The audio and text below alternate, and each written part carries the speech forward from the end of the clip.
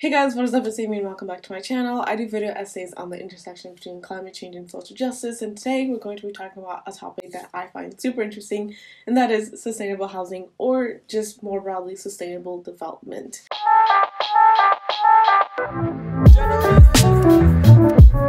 So I've divided up this video into 4 different sections just to kind of make it easier to kind of understand and to focus on certain areas. So first we're going to be talking about what exactly is sustainable housing and how we think about it. And next we're going to be talking about sustainable design and location. The third part is going to be about sustainable housing technology. Some of it is super interesting, so definitely stay tuned for that part. And then finally, we're going to be talking about the role of government when it comes to sustainable housing, because I talk a lot about on this channel about how government regulation and government action is important for sustainability. And when it comes to sustainable housing, the government plays a huge role in specific areas, and we're going to talk about that. Also wanted to mention that actually when I was in university, I took a class, I think it was called like Sustainable Housing Development and Technology. So this is basically just everything I learned in that class. But I did look back into the subject, and I'm going to be linking down the articles that I read to refresh my memory and also to just share with you guys if you want to learn more about this. Anyways, let's get into the video.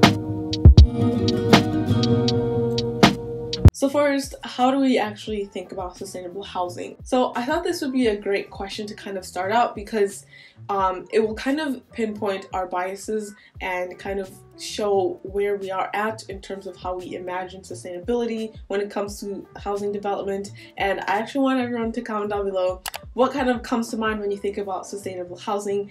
And then as we go through this video, I'm curious if your mind changes a little bit about what is a sustainable house and how we need to be thinking about it. For me personally, from what I remember in taking that class, and also from when I just googled sustainable housing, here are some of the things that kind of came up, and it's kind of stereotypical sustainability things, but just kind of put onto housing. So when you think about sustainable housing, you probably think about things like green roofs or just greenery in general, housing that is in the woods or kind of in a naturey kind of area. You also have things like solar panels or some kind of renewable energy source connected to the building, and then also kind of more on the point of like earthiness, kind of more natural materials, or having like a garden or something like that. At least when I first thought about sustainable housing before I took the class, I just imagined super futuristic looking things, especially because our modern day architecture is kind of evolving towards like, I guess like spaceship-esque,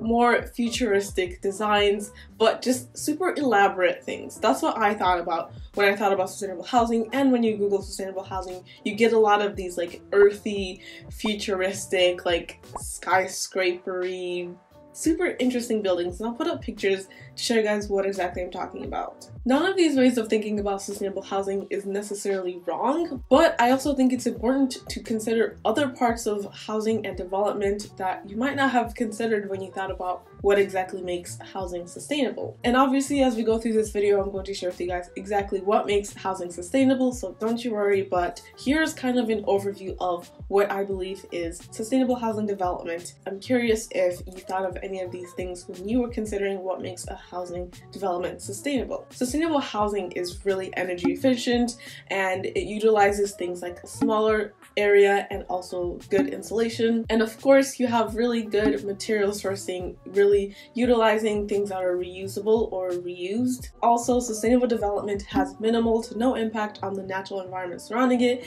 and instead works with nature instead of working against it. When we think about sustainable development, it's not wrong to think about these futuristic, super cool looking things, but we should also consider more than just the design, but also things like the location, the size, the technical things, and just kind of a more holistic approach to considering what is sustainable housing. On that note of holistic, let's actually ditch that and get into the specifics of sustainable housing development.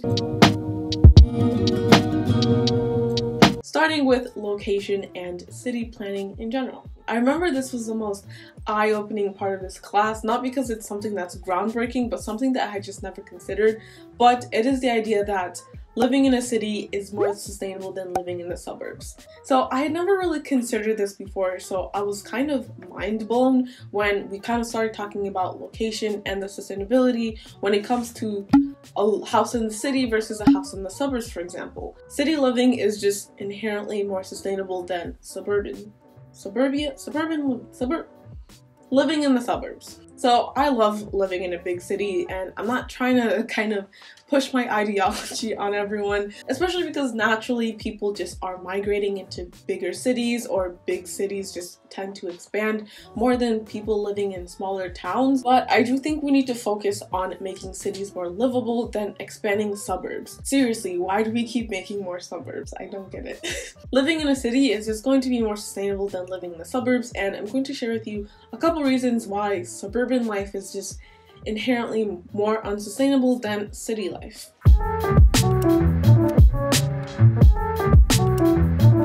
So the first thing that I wanted to touch on is highways, which are a huge issue when it comes to creating suburbs, because wherever there's a suburb, there's a big city that it is connected to, because, you know, suburbs are kind of boring and they need to go into the city, and oftentimes people live in the suburbs and then work in the city, so you need a highway to connect the two. So the issue with highways, other than being a huge resource drain to actually make and to maintain, they also contribute to habitat fragmentation. So habitat fragmentation, basically exactly as it sounds, it divides a habitat basically in two, or if you build another highway, then in four, and it just kind of makes it harder for different species to continue to intermingle, and especially if you have a species that is vulnerable and the population is really low, once you divide up the population even more, it just could Anyways, as I was saying, when you build a highway, you're basically just dividing up the habitat, and this disturbs the natural environment, obviously,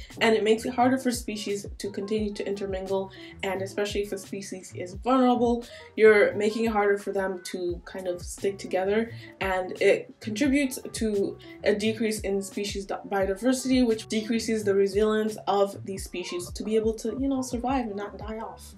So this is actually something that happens naturally. It's called speciation. When two species kind of become separated, this can be because of a storm or because one group finds itself in a different area and gets separated from the rest of the other animals, and then they evolve separately. So technically this does happen naturally, but when we as humans are the ones separating different species from each other, we don't know how this is going to negatively impact the animals, and especially at the rate that we're doing it, this could have a kind of compounding impact on the environment. It's not good. So we can never really know the extent of the damage we're creating when we keep fragmenting these habitats. So that's one reason that we need to stop creating so many suburbs, because we're just disturbing the natural environment.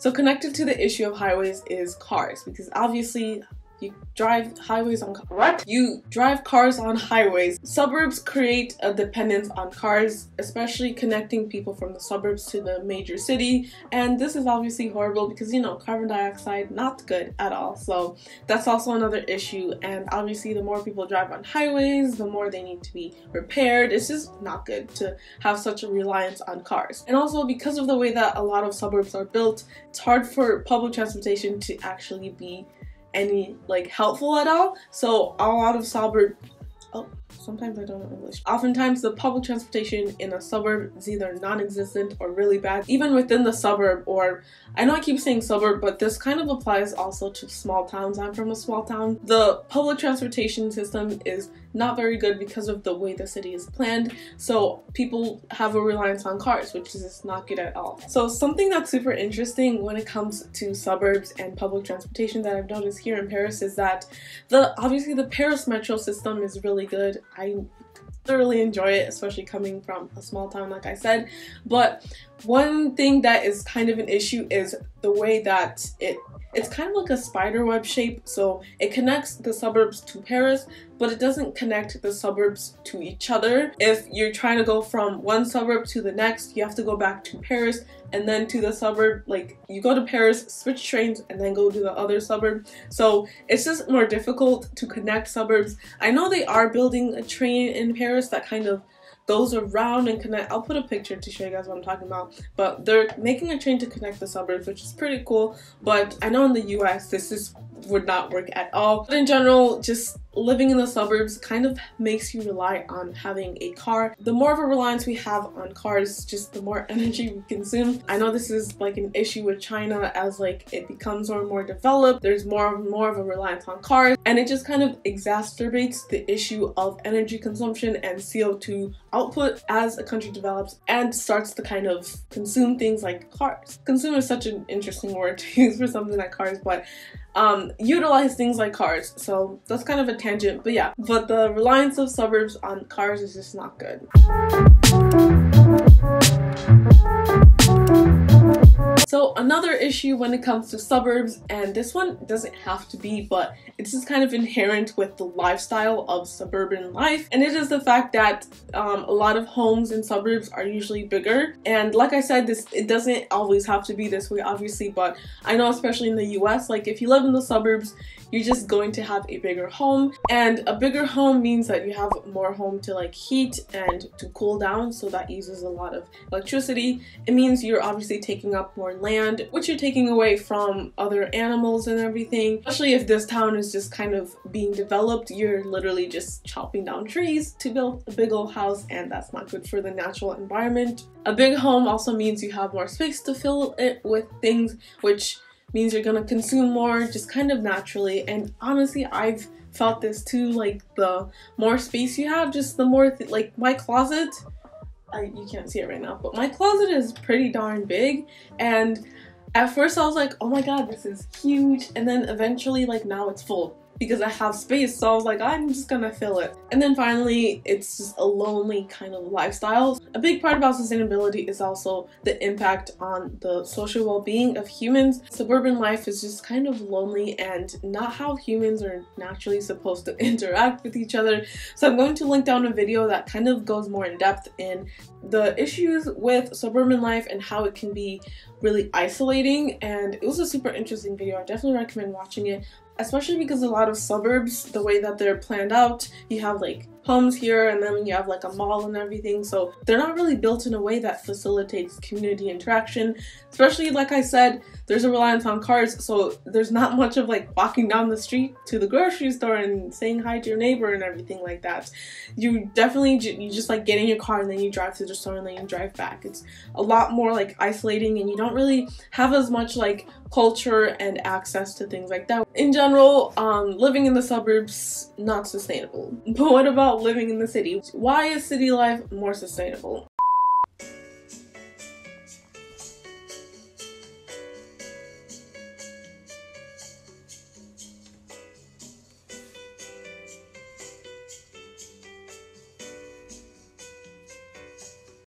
So before we transition to talking about living in the city, I thought this would be the perfect time to talk about urban blight and white flight. Oh my god, that rhymes. So white flight, it's kind of exactly as it sounds, but it was, or actually is, white people leaving the cities and moving to the suburbs. And this is more specifically true with affluent white people. But as I mentioned in my video on environmental racism, come on, please just let me film.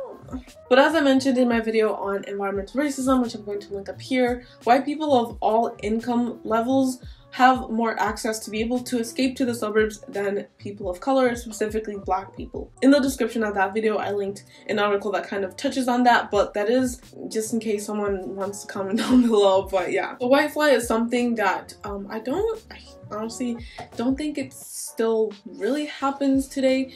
I guess you'd see more of, like, within a city, people who have more money just moving to richer areas of cities, especially like New York or Chicago.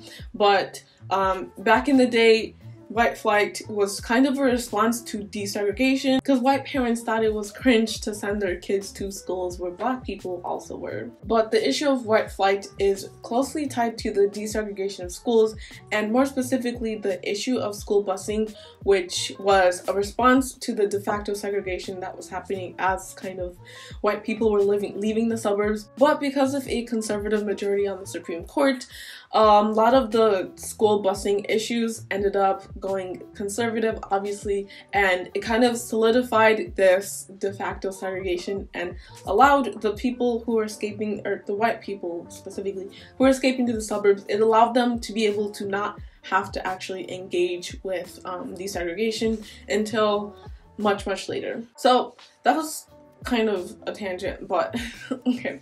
So back to the issue of white flight. At first it doesn't seem like a big deal, like if the white people want to leave the city, then so what, let them leave. But it had a lot of domino effects that have led to the degradation that we see in inner city areas to this day. So I talked a little bit about the de jure segregation. Oh, I used the wrong word. I meant de facto. Okay. Child. Anyway, so de facto segregation is basically, so the way you can think about it is segregation that happens not because of specific laws. So oftentimes people will say like segregation in practice. So it's basically how laws are applied, or kind of loopholes, I guess, people will use to be able to practice segregation without it being like a government official being like, yes, we're going to be segregated. So the white flight kind of led to de facto segregation because, like I said, white people were more likely to be able to escape to the suburbs, but you had other things like redlining, housing covenants, and the way that government housing loans were distributed that kind of worked together to perpetuate this inequality between who got to be able to afford these homes versus who had to stay in the cities. And obviously the who in the situation is black people got to stay in the city and white people got to move to the suburbs. And the Supreme Court kind of upheld these, especially when we look at the decisions on school busing. So we could have been able to reverse a lot of the discrimination and be a lot more far ahead when it comes to equality today. But because of the Supreme Court decisions, to this day we see the negative impacts of the white flight and the jure and de facto segregation in the cities today, and we see how these systems of oppression kind of collapse and basically broke cities. So long story short, the history of segregation, racism, and housing discrimination has led to the degradation of cities, which is what we refer to as urban blight or urban decay. It's the same thing. And I'm going to put up some pictures to kind of show what exactly it looks like, but it's basically just abandoned, rundown, I guess like crime infected. It's basically like, you know, like the euphemism for black, how it's like urban. Well, that's kind of basically it. And it's just really important to kind of consider how we got here, because a lot of it does have to do with the laws and regulations that were put in place back in the 50s and 60s that kind of perpetuated the inequality and has led to this kind of living situation for people living in urban areas. And the other frustrating thing for me personally, not me personally, because I actually am pretty privileged. I have never, like, I don't come from like Compton. See, I'm a pretty privileged person. So a lot of times when it comes to urban blight, it only happens in certain areas. It happens in the areas that black people or people of color are living, and then you have other parts of the city where there's more affluent people. You see this in basically every major city: New York, Los Angeles, Chicago, all of them, where the more obviously affluent parts of the city are doing fine, but then you have the rundown parts of the city and the industries that have been most negatively impacted. Those are the places where people of color are living. And like I've shown, this is kind of a culmination of all of the kinds of systems of oppression, and also just like the history that we have with kind of making life harder for black people for no reason. And also a part of sustainability a lot of people forget is also about social well-being. And if you have these areas that have been abandoned, that have been destroyed, the people there aren't really having a good time. So we definitely need to be working to improve these areas in cities, and also obviously investing in the schools, because that's another big part. I'm going to try to, we watched this really good video in one of my classes about housing, and it was basically comparing, I think it was like in Rhode Island, it was like two different school districts. One was predominantly black, the other was predominantly white, and just kinds of the blatant difference between these two school districts,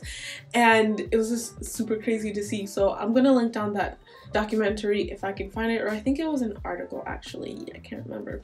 But yeah, I do think it's important for us to kind of invest in these areas, because poverty creates crime, and if you don't believe that, then you're racist, period. And also, just as a side note, gentrification is a real thing, and I do think it's important that even when we're going into these areas and trying to fix them up, that we don't end up alienating the people that actually live there. So we need to just be very careful. I just think it's really important that we actually work to redevelop the areas that have been negatively impacted by urban blight. And you might be wondering, Amy, how do we do that? I don't know. I didn't study urban planning. I studied politics, so all I learned is how to argue my opinion. So don't know what to tell you. Anyways, so let's talk about urban planning.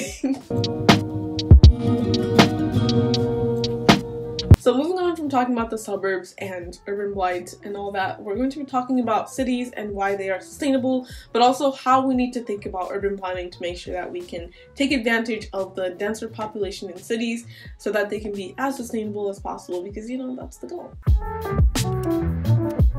Okay, so mixed zoning. I tried to find the technical term for this, but I kept coming up with different things, but I just call it mixed zoning or mixed use zoning or mixed use development, whatever the correct terminology is. It's basically the holy grail of sustainable development, and if you don't get anything else from this video, it's the importance of mixed zoning. And this is something that the US just absolute trash have. We just cannot get this figured out.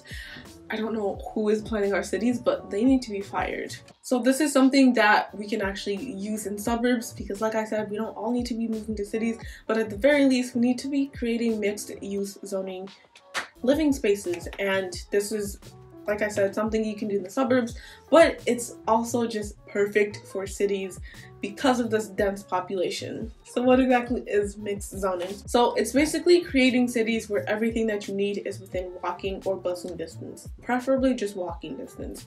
So what this looks like is you have your post office down the street, your grocery store around the corner, your school's like 5, maybe 10 minutes away. You have another grocery store down the other street.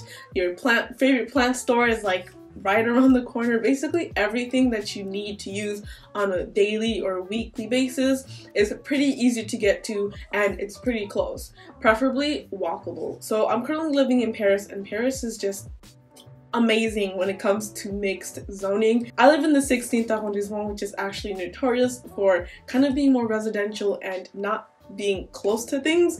And even I'm able to get to most of the places that I need to get to. I have my grocery store, which is I think like 10 minutes away from me, the one that I use. But there's like 5 grocery stores that are closer. I just don't want to use those grocery stores because they're more expensive.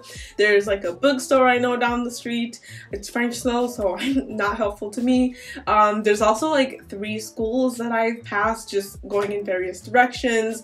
What else? Oh, parks. I didn't mention that earlier, but having parks really close by, or recreational facilities like gyms. There's a park like down the street that way. It's actually like a huge, super beautiful park. I'm pretty sure there's like a gym close to me. I'll have to Google Maps that, but obviously we're in the middle of the pandemic, so not going to gyms. But basically what I'm saying is, where I'm living right now, I can get to anywhere I need to go within a walking distance. And if that's not possible, then I can just take the metros. But in general, I just have things close to me. Versus when I was living in my hometown, the closest grocery store, let me try to see if, just give me a second, I'm trying to see how far away the grocery store was from my house. The closest grocery store to me was 23 minutes, and I never used Hy-Vee because it was kind of expensive. And I'd say I live in kind of a similar area, kind of not downtown. So you would think that there would be something close for me. And it's similar in Minneapolis. When I was living in Minneapolis, it's kind of a similar story where all of the grocery stores close to me were kind of expensive, but the closest like affordable grocery store was 30 minutes on the metro. Basically what I'm trying to say is American cities need to kind of fix their whole layout situation, because it's hard to get to places without driving. And like I mentioned earlier, reliance on driving is just not very sustainable. So just a couple other things that I wanted to touch on. Like, this video is getting through. I've been talking for almost an hour. But a couple other things that I wanted to touch on when it comes to sustainable housing is what you have inside. I kind of mentioned this, making sure that you're not like filling up your home with things that you don't need. That's not very sustainable. The appliances, I'm going to touch on Energy Star and efficiency in the video, but appliances are super important because they use so much energy. The number of people in your apartment, 2 people in the same apartment, is not like twice as sustainable, but it's more sustainable than if those 2 people lived separate. So if you can have like more, like if you have like a 2-bedroom, maybe get a roommate. It's cheaper and it's more sustainable. And also making sure that you're not like cranking up your heat to like 10 degrees, not 10 degrees, that doesn't make any sense. Making sure you're not cranking up your heat too high, because that's also very unsustainable. And then finally, tiny homes, which I can't get into. Maybe I'll make a video about tiny homes, but yeah, small space, more sustainable. Let's move on because this video is getting so long.